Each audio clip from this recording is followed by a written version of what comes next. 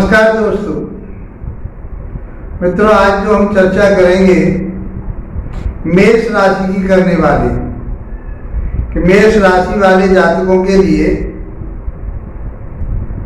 जुलाई 2025 का महीना कैसा रहने वाला है, उसके बारे में हम आज चर्चा करेंगे। स्वास्थ्य की बात करेंगे, शिक्षा ज्ञान विवेक की बात करेंगे, आपके लव रिलेशन की बात करेंगे, दाम्पत्य जीवन की बात करेंगे, व्यापार की बात करेंगे, कैरियर की बात करेंगे, भाग्य की बात करेंगे, कितनी आपकी डिजायर पूरी होंगी, सब बारीकी से बहुत आपके लिए उसके बारे में बताया जाए। और कौन कौन से ग्रह इस महीने राशि परिवर्तन कर जाएंगे, तो आपके लिए ये महीना, जुलाई का महीना आपको कैसा रहने वाला है। मित्रों, बहुत आसान तरीके से समझते हैं। यदि हमारे चैनल पर पहली बार आए हैं आप और आपको मेरे वीडियो अच्छे लगते हैं, आपके लाभप्रद हैं, तो इसको सब्सक्राइब करके जरूर जाएं। मित्रों, समझते हैं आपकी राशि के मुताबिक मेष राशि वाले जातकों के लिए ये महीना कैसा रहेगा। तो आपकी राशि के जो स्वामी बनते हैं वो मंगल देव बनते हैं। अब इस चर्चा को या इस वीडियो को आप लगन से भी देख सकते हैं और इसको राशि से भी देख सकते हैं। जबकि ये हमारी गोचर की बात हो रही है तो हम जन्म राशि से बात कर रहे हैं। मंगल आपके राशि के स्वामी होते हैं और वह 5वें भाव में केतु के साथ चल रहे हैं।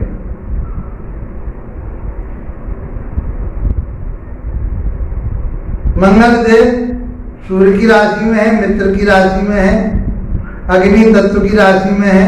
मंगल देव स्वयं अपने आप में एक अग्नि तत्व के ग्रह हैं। केतु उनके साथ है, वो भी अग्नि तत्व का ग्रह माना जाता है क्योंकि वो मंगल के ही अकॉर्डिंग काम करता है। इसलिए मैंने ये बताया कि चारों तरफ एग्रेसिव और अग्नि नजर आती है, गुस्सा क्रोध ये नजर आता है। मंगल लड़ाई झगड़े का कारक कहा गया है, केतु विच्छेदात्मक ग्रह कहा गया है।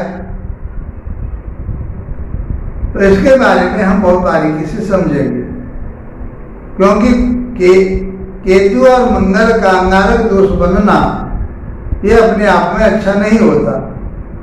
और मंगल की दृष्टि यहाँ से जाएगी, चौथी दृष्टि होती है, 7वीं होती है और एक 8वीं दृष्टि होती है मंगल की। 8वें भाव पर जाएगी। 8वां भाव स्ट्रगल का, परेशानियों का, अड़चनों का। तो आपके लिए स्वास्थ्य से संबंधित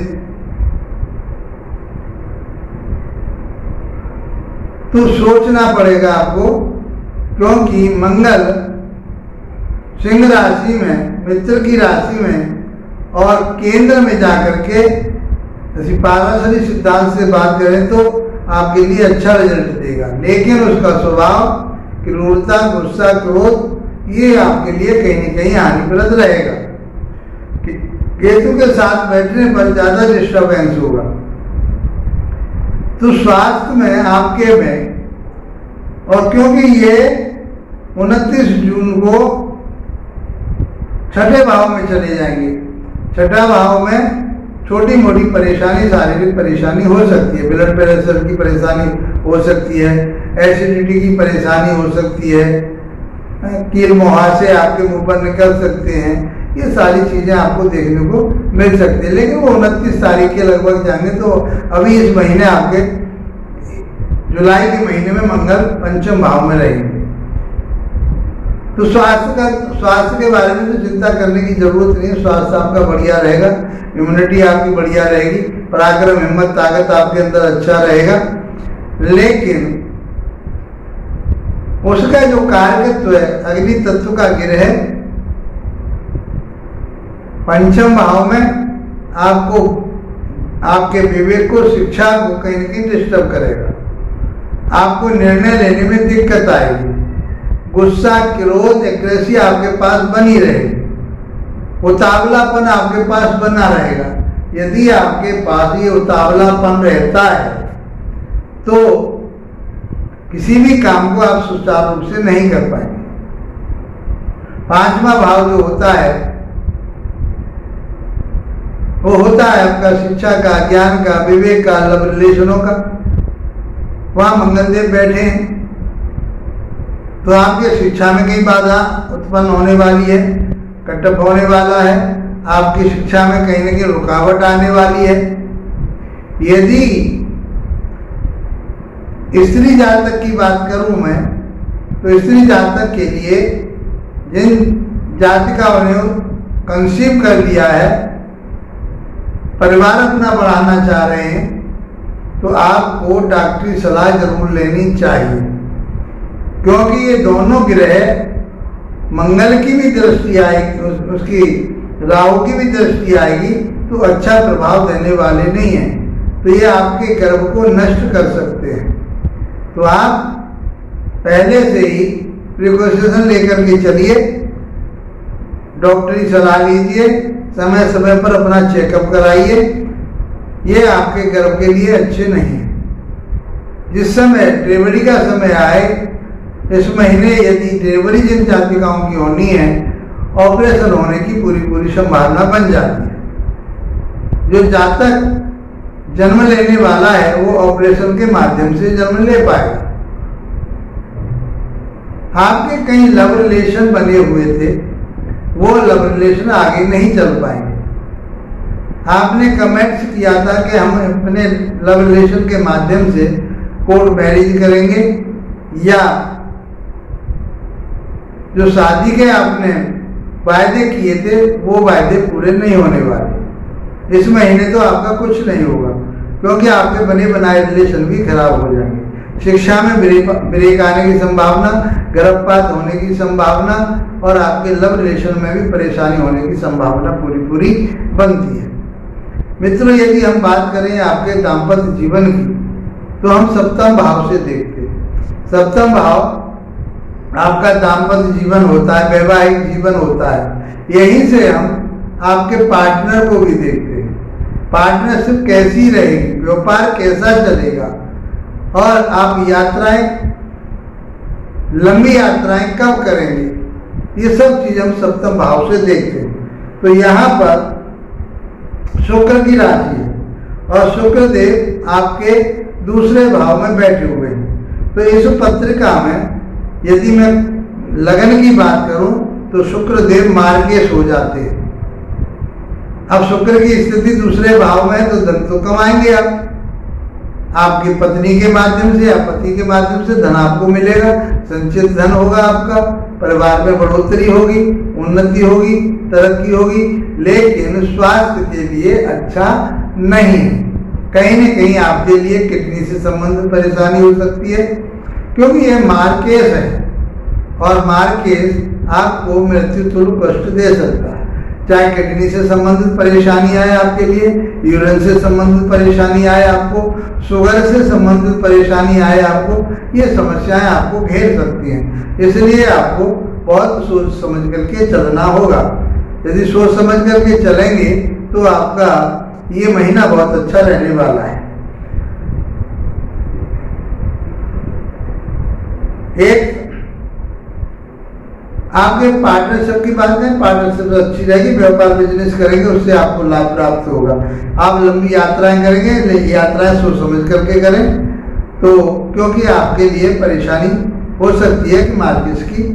यदि इस समय शुक्र की दशा अंतर्दशा चल रही हो तो बहुत ही ज्यादा अनहोनी होने की संभावना बन जाती है, क्योंकि इसमें मेष राशि वाले जातकों के लिए अच्छा नहीं कहा गया है। शुक्र अच्छा नहीं माना जाता।